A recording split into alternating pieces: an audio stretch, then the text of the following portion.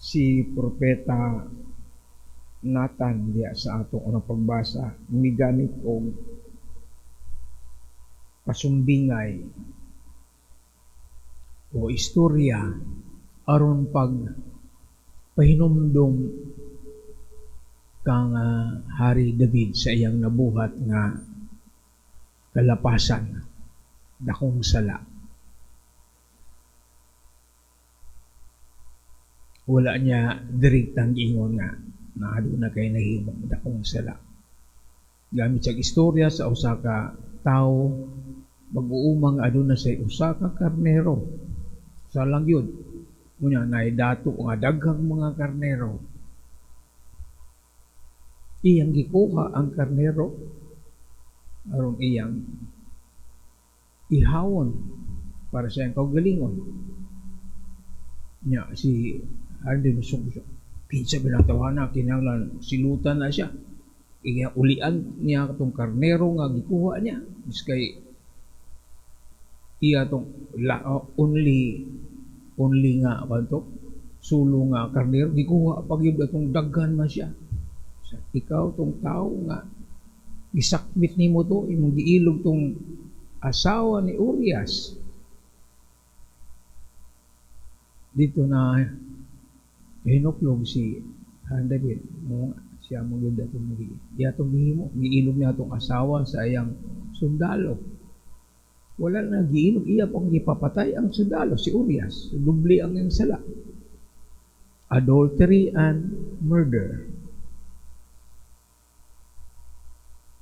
Di angkon ni David so nakahinuklog siya dako gyud ang iyang sala. Nagbasol siya. Nagpuasa siya, nagsakripisyo siya, diyang gidawat ang iyang sala. Probisan pa sa iyang paghinulsol, iya gyapong naiaguman ang silot. Gipasaylot siya sa sala sa Ginoo, pero ang silot na ang na. Wa mawala ang silot. So man ang silot, ang katong iyang anak dito kang Bitsheba namatay. Niya katong daghan ba din ang asawa ni si David.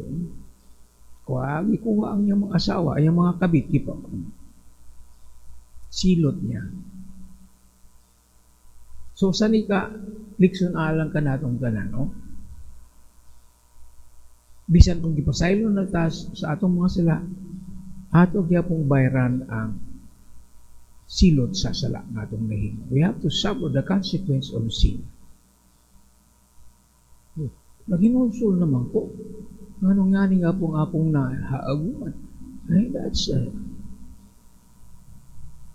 ang imo sa man, bisag imo nang gitambala na gihapon na, mut-mut gihapon na.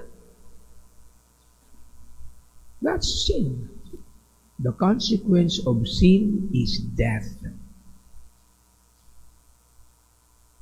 Bisan kung nangayon at agpasaylo sa Ginoo, ato gyapong may aguman ang silot sa maong sala. Kaya justice man na siya. Pwede din nga nang nakasala ka, okay na. Kanang tao nga nakapatay, bisag gipasaylo siya sa katong pamilya sa gipatay, mapriso gyapon na siya. Nana ang justisya sa Ginoo. We have to suffer the consequence part na sa ato para cleansing sa ato na. Kaya kung ingutag sorry niya, wala. Okay na. Wala. Di na mo tagam. So muna ang istorya ni David. Bisan kung kipasaylo siya, iyagya po. O sa mga silot, gitangtang gikuha ang trono gikan sa ayang mga kaliwat. Last nga mga kaliwat nga nagtungtong sa trono sa Israel, si Solomon. O after that, wala na. Lain ang kaliwat ang ni paghari sa Israel. Gikuha ang gahom nga gihatag kaniya. Muna ang silot. Apan kipasahin mo siya sa Ginoo. Tungkol sa iyang wala siyang silutan sa kamatayon. Kanya, nag-promise pa ang Ginoo. Nasa sa promise kang David. Gikan sa iyang kaliwatan, mutumaw ang manluluwas. Mo ang redemption niya. Sa atong ebanghelyo karon, adunay mensahe alang kanatong tanan. Bisan kon nagpuyo tag matarong nga kinabuhi, simba ta kada adlaw, kalawat ta kada adlaw, sahay gani kada siwana ta mo umpisal. Pero anong daghan mangyapon tag mga problema. Ay agom gapon ta sa mga unos, mga balod sa kapalaran.